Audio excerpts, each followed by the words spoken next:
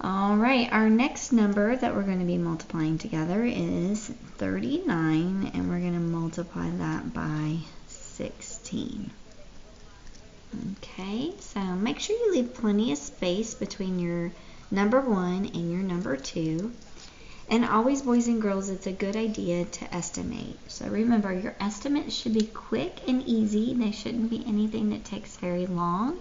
The whole purpose is to just give us a ballpark idea of if when we get our answer, is this reasonable?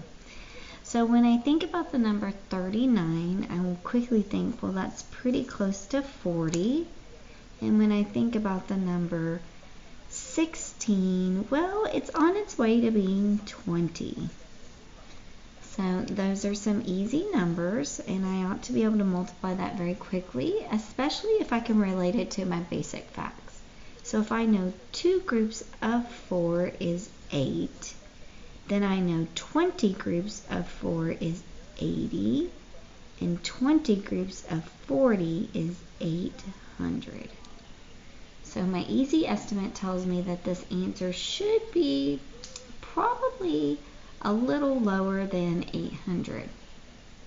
Now I'm going to go back to my actual problem, which is 39 times 16. And again, I like to just think about multiplying in everything by the number 6 first. So it's going to be 6 times 9 and then 6 times 3. Okay, so let's get started with that. 6 groups of 9 is 54, so we're going to write the 4 down, the digit in the ones place, but we're going to carry that number 5 to the very next place value and add it in after we multiply. 6 times 3 is 18, and then we need to add 5 more to that, so that will give us 23. I'm going to cross out that 5, and I'm going to put my 0 placeholder down, because remember, this 1 really has a value of 10, and so again, it's much easier to multiply by 1 than it is to multiply by 10. So we have one group of 9, which is 9, and one group of 3, which is 3.